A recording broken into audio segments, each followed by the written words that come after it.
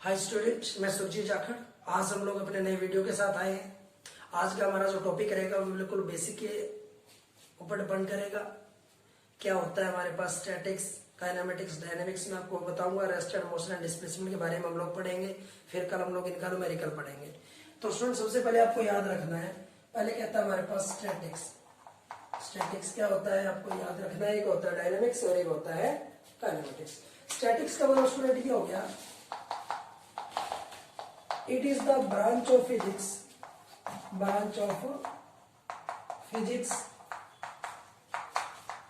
which deals with the body।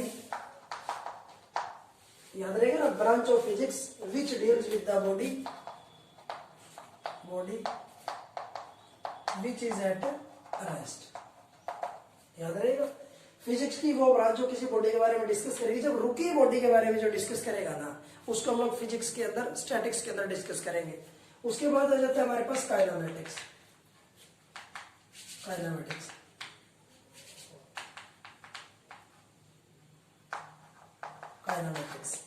Kinematics क्या होता है देखिएगा, फिजिक्स की वो ब्रांच जो चलती बॉडी के बारे में डिस्कस करेगी, लेकिन उसके कारण, उसके जो रीजन होते हैं, कोज होते हैं, उसका डिस्कशन नहीं होगा। तो आपको याद रखना है, it is the branch of the physics which deals with a body is in motion, with a body in motion, जो किसी बॉडी के साथ डील करेगी जो बॉडी मोशन में है। तो हमने क्या लिखा, it is the branch of physics which deals with a body is in motion, जो बॉडी किसके अंदर होगी, मोशन के अंदर होगी, without accounting their cause, cause. आपको याद रखना, जो उसके कारण नहीं बताएगी। बात समझ में आ? ये तो रुकी बॉडी के बारे में डिस्कस करेगी जब बॉडी रेस्ट पे होगी। ये किसके बारे में डिस्कस करेगी, जब बॉडी चल रही होगी, मोशन में होगी। लेकिन मोशन में होगी तो हमें उसके कारण डिस्कस नहीं करने, उनके रीजंस पे हमें नहीं जाना है। सो तीसरी बात आ जाती है डायनेमिक्स। डायनेमिक्स के हमारे पास क्या कहता है, it is the branch of physics which deals with A body is in motion. ये रहेगा सेम, बस हमें क्या करना है, या हमें लिखना है with accounting their cause, with accounting their cause. याद रखना है, फर्क समझ में आप लोगों को। ये दोनों मोशन के अंदर, जब कोई बॉडी मूवमेंट में होगी, कोई बॉडी चल रही होगी, उसके बारे में डिस्कस करेगा। तो यहां तो हमें उसके कॉज भी डिस्कस करने आते हैं, उसके कारण भी ध्यान में रखने पड़ेंगे, क्यों ऐसा हो रहा है, कैसे हो रहा है। या हमें उसके कॉज से कोई मतलब नहीं है, क्या हो रहा है, कैसे हो रहा है, ये दोनों में फर्क होता है। तो स्टैटिक्स जो फिजिक्स की ब्रांच जो रेस्ट के बारे में, रुकी बॉडीज के बारे में, या कांस्टेंट वेलोसिटी से जो चल रही है, वो भी स्टैटिक्स में डिस्कस होगा। कांस्टेंट वेलोसिटी से या रुकी बॉडीज, वो स्टैटिक्स में।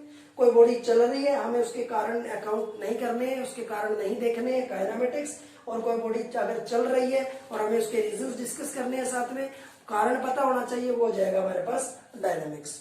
अब बात आती है स्टूडेंट उसके बाद रेस्ट एंड मोशन के बारे में, क्योंकि हम लोग जो चीज बताने जा रहे हैं आपको ध्यान से सुनना है। देखिएगा रेस्ट एंड मोशन क्या होगा। देखिए स्टूडेंट, मैं यहां लिख रहा हूं रेस्ट और मैं यहां लिख रहा हूं मोशन। आखिर दोनों में फर्क क्या होता है, ध्यान से आप लोगों ने सुनना है रेस्ट एंड मोशन में। स्टूडेंट देखिएगा, रेस्ट का मतलब ये हो गया, आप अभी घर हैं और आपके पास पापा का फोन आता है। पापा ने पूछा बेटा आप कहाँ हो, आप कहोगे पापा मैं घर हूं। 1 मिनट बाद दोबारा फोन आया, आप कहाँ हो, आप कहोगे पापा मैं घर हूं। 5 मिनट बाद दोबारा फोन आया, आप कहोगे कि मैं घर हूं। तो इसका मतलब टाइम के साथ आपकी पोजीशन नहीं चेंज हो रही है, आपकी पोजीशन सेम है टाइम के साथ, तो आप रेस्ट पे हो। लेकिन अगर आपके पास फोन आता, पहले फोन आया आप घर थे, 1 मिनट बाद आया आपने कहा पड़ोस में है, फिर 1 मिनट बाद फोन आया आपने कहा पापा मैं किसी पार्क में आ गया। तो यहां टाइम के साथ आपकी पोजीशन बदल रही है, आपकी पोजीशन चेंज हो रही है। तो इसका मतलब आप लोग मोशन में है। ये रेस्ट और मोशन की डेफिनेशन होती है कि जब कोई चीज टाइम के साथ अपनी पोजीशन को बदल ले तो वो होता है मोशन, और जब कोई चीज टाइम के साथ अपनी पोजीशन को ना बदले, सेम रहे, वो होता है rest.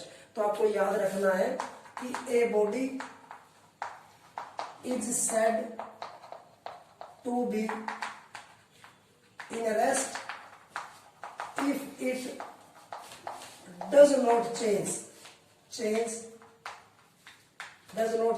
its position with time. जो बॉडी टाइम के साथ अपनी पोजीशन चेंज ना कर पाए उसको हम लोग बोलते हैं रेस्ट में। याद रहेगा। जैसे हमारे पास ये मैंने ये रख दिया चौक, अभी अपनी पोजीशन नहीं बदल पा रहा तो ये रेस्ट में है टाइम के साथ। देखो अभी 2 मिनट बाद, 10 मिनट बाद, 5 मिनट बाद यही रहेगा तो रेस्ट में है। लेकिन अगर देखो अब इसकी पोजीशन बदल रही है, देखो ये आगे चल रहा है तो ये मोशन में हो जाएगा। तो आपको याद रखना है a body is said to be in motion, is said to be in motion if it change, हम यहां से डज नॉट हटा देंगे, if it change its position with time या विद रिस्पेक्ट टू टाइम। याद रहेगा स्टूडेंट, जो body time के साथ अपनी पोजीशन को चेंज कर लेगी, बदल लेगी, वो मोशन में, और जो ना बदलेगी वो रेस्ट में। अब कहते हैं rest and motion are relative terms. अब याद रखना है क्या इकट्ठे हो सकते हैं? Rest and motion are relative terms. क्या दोनों एक साथ इकट्ठे हो सकते हैं? क्या स्टूडेंट ऐसा पॉसिबल है सेम टाइम पे बॉडी रुकी भी हो और उसी टाइम वो बॉडी चल भी रही हो? दोनों पॉसिबल है। सेम टाइम पे कोई बॉडी रेस्ट में भी हो और वो मोशन में भी हो। तो सिंपल सी बात है स्टूडेंट, आप एक बस में बैठे, मूविंग बस, एक बस के अंदर आप लोग बैठे, हो सकता है 20-30 लोग बस के अंदर बैठे और बस चली जा रही है। तो जो लोग अंदर बैठे हैं वो आपस में कैसे हैं? जो आपके पास बस के, चलती बस के अंदर जो आपके पास बंदा बैठा है वो रेस्ट में है, आप लोग रुके हुए हो। लेकिन जो बंदा बाहर रोड के ऊपर खड़ा है उसके लिए तो बस के अंदर के लोग कैसे हैं? मोशन में चलते जा रहे हैं। तो आपको याद रखना है ऐसा पॉसिबल है कि जो चलती बस के जो अंदर लोग बैठे हैं वो तो कैसे हैं? पैसेंजर्स रेस्ट पे हैं। लेकिन जो बंदा बाहर खड़ा है उसके लिए वो सारे लोग कैसे हैं? मोशन के अंदर। आपको याद रखना है। ये ऐसे हो सकता है आज आप लोग धरती के ऊपर हो, आप कोई 2-4 दोस्त एक कुर्सी के ऊपर बैठे हैं तो एक दूसरे के लिए कैसे हैं? रेस्ट में, रुके हुए हैं। लेकिन कोई एक बंदा जाकर मून पे, चांद पे बैठ गया। जब अब कोई बंदा मून पे बैठा है तो फिर अर्थ उसके कंपैरिजन में चल रही है ना, तो इसका मतलब वो बंदे भी क्या है? मोशन में है। तो जब आप धरती के ऊपर आप लोग बैठे हो तो सारे रेस्ट में हो, कोई बंदा मून पे चला गया तो रेस्ट वाले बंदे भी चल रहे हैं। तो ऐसा पॉसिबल है कि सेम टाइम पे बॉडी रेस्ट में भी हो सकती है और मोशन में भी हो सकती है। अब आएगा डिस्टेंस और डिस्प्लेसमेंट। ध्यान से सुनना है कि कल मैंने आपको इसके न्यूमेरिकल बताने। फिर डिस्टेंस और डिस्प्लेसमेंट बड़ा ही मजेदार कंसेप्ट हमारे पास, ध्यान से सुनना है। मैं लिखूंगा एक तरफ डिस्टेंस और एक तरफ मैं लिखूंगा डिस्प्लेसमेंट। ये डिस्टेंस और मैंने लिखा डिस्प्लेसमेंट। स्टूडेंट रियल में ये मम्मी है और इनका नेचर है पापा जैसा। देखिएगा डिस्टेंस का नेचर पापा जैसा है और डिस्प्लेसमेंट का नेचर मम्मी जैसा है। कैसे? देखिएगा आप लोगों को यहां से और यहां पहुंचना है। आप कैसे भी ऐसे घूम फिर के ऐसे आए, चाहे आप ऐसे आए, तो एक्चुअल जो पाथ कवर होता है उसको हम लोग डिस्टेंस बोलते हैं, ओरिजिनल पाथ। याद रहेगा।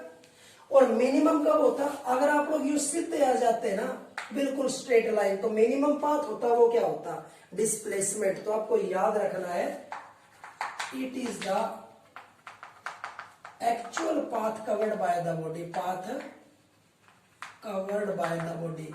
रियल में बॉडी कितना रास्ता चल के आई है उसको डिस्टेंस बोलते हैं। और ये क्या होता है? It is the shortest distance या minimum shortest distance between 2 points. 2 point के बीच में जो कम से कम डिस्टेंस होगा उसको हम लोग बोल सकते हैं डिस्प्लेसमेंट। याद रखना ये हमेशा स्ट्रेट लाइन होगा डिस्प्लेसमेंट, क्योंकि 2 पॉइंट के बीच का मिनिमम डिस्टेंस स्ट्रेट लाइन होता है ना, तो it is always a straight line. ये हमेशा स्ट्रेट लाइन रहेगा, आपको याद रखना। It is always a straight line. ये स्ट्रेट भी हो सकता है, कर्व भी हो सकता है। इट में भी स्ट्रेट और कर्व, ये स्ट्रेट भी हो सकता है और कर्व भी हो सकता है, आपको याद रखना है। ध्यान रहेगा ना, ये कैसा भी हो सकता है। हमेशा डिस्प्लेसमेंट जो होता है तो स्ट्रेट लाइन होती है, शॉर्टेस्ट होता है, मिनिमम डिस्टेंस होता है, इसलिए स्ट्रेट लाइन होगी। और ये हमारे पास कर्व लाइन वगैरह हो सकता है, याद रखना है। दूसरा स्टूडेंट, हम कहते हैं आप लोग सुबह घर से निकले 10 बजे और आप लोग 5 बजे घर पहुंच गए। मम्मी देखते खुश हो जाती है, मम्मी कहेंगी मेरा बेटा बहुत प्यारा है, सुबह टाइम से निकलता है, शाम को टाइम से घर आ गया। क्योंकि मम्मी को मतलब है पोजीशन से। सुबह 10 बजे पोजीशन घर थी, शाम को 5 बजे घर थी, तो मम्मी खुश, क्योंकि मम्मी डिपेंड करती है पोजीशन पे। तो डिस्प्लेसमेंट भी किस पे डिपेंड करेगा? पोजीशन पे। तो याद रखना है it depends upon position. Last की पोजीशन क्या है, शुरू की पोजीशन क्या, उस पर डिपेंड करेगा डिस्प्लेसमेंट। लेकिन हमारे पास कहता है डिस्टेंस क्या होगा, आपको याद रखना है। डिस्टेंस का नेचर पापा जैसा होता है। आप सुबह 10 बजे निकले, शाम को 5 बजे पहुंचे, तो पापा आपके कान पे एक थप्पड़ लगा के पूछेंगे कहाँ कहाँ गए, कहाँ कहाँ धक्के खाए, सुबह निकले थे शाम तक पूरा दिन क्या किया। तो पापा को बीच वाले रास्ते से मतलब है, ये मतलब नहीं है भी सुबह शाम को घर थे। तो इसका मतलब ये किस पर डिपेंड करेंगे, इट डिपेंड्स अपॉन पाथ। ये बात आपको याद रखनी है कि डिस्टेंस हमेशा रास्ते पे डिपेंड करता है और डिस्प्लेसमेंट हमेशा पोजीशन पे डिपेंड करता है। याद रहेगा। आगे आपको याद रखना, देखिएगा स्टूडेंट्स, डिस्टेंस ना तो नेगेटिव होता ना जीरो होता। कभी आप कपड़ा लेके आए हो, 0 मीटर कपड़ा लेके आए हो, नहीं लाए होंगे, आपने लिखा हुआ देखा हो फलाना शहर -10 किलोमीटर दूर या फलाना शहर -50 किलोमीटर दूर, आपने कभी नहीं देखा होगा। कोई कपड़ा या कोई चीज आप नेगेटिव में लेके आए हो, भाई -20 मीटर कपड़ा दे दो, नहीं हो सकता। ना तो कभी डिस्टेंस नेगेटिव होता और ना जीरो होता, हमेशा पॉजिटिव होता है। तो याद रखना है, it never be negative, it never be negative और जीरो बट ऑलवेज पॉजिटिव। हमेशा कैसा होता है, ये हमेशा पॉजिटिव होता है, याद रखना है। लेकिन ये क्या हो सकता है, it may be negative, positive और जीरो, ये तीनों हो सकते हैं। जैसे मैंने किसी बंदे को आप उधर जाओ, वो बंदा उधर ही चला गया तो सेम डायरेक्शन में पॉजिटिव, वो घूम के वापस यहीं आके खड़ा हो गया तो वापस वहीं आ गया जीरो, और उल्टी तरफ चला गया तो नेगेटिव। तो डिस्प्लेसमेंट पॉजिटिव, नेगेटिव और जीरो तीनों हो सकते हैं, याद रखना है। उसके बाद याद रखना है, जो डिस्प्लेसमेंट होता है वो वेक्टर क्वांटिटी होती है। कैसी क्वांटिटी होती है, वेक्टर, डायरेक्शन मायने रखती है। और जो डिस्टेंस होता है वो कैसी क्वांटिटी होती है, स्केलर होती है, याद रखना आपको। डिस्प्लेसमेंट वेक्टर और डिस्टेंस स्केलर। उसके बाद याद रखना है, अगर मैं बात करूं क्लोज लूप की, किसकी बात करूं, क्लोज लूप। क्लोज लूप के अंदर डिस्प्लेसमेंट हमेशा जीरो मिलेगा। डिस्प्लेसमेंट क्या मिलेगा, जीरो। क्लोज लूप का मतलब अब जहां से चले थे वापस वहीं आ गए, तो जो शुरू की पोजीशन है वही लास्ट की पोजीशन है, तो दोनों के अंदर गैप क्या रहेगा, जीरो। तो क्लोज लूप में डिस्प्लेसमेंट हमेशा क्या मिलेगा, जीरो। लेकिन डिस्टेंस कभी भी क्लोज लूप में जीरो नहीं होता। क्लोज लूप के अंदर जो डिस्टेंस रहेगा वो जीरो नहीं रहेगा, क्योंकि डिस्टेंस के लिए तो आप कितना चलकर आए हो, हमें वो रास्ता देखना है, ना कि पोजीशन। तो आपको याद रखना है स्टूडेंट। आज हमारा ये टॉपिक था। नेक्स्ट क्लास में हम लोग इसके न्यूमेरिकल डिस्कस करेंगे, जो बड़े मजेदार रहेंगे। हमारे चैनल को लाइक शेयर सब्सक्राइब करते रहिएगा। Thank you.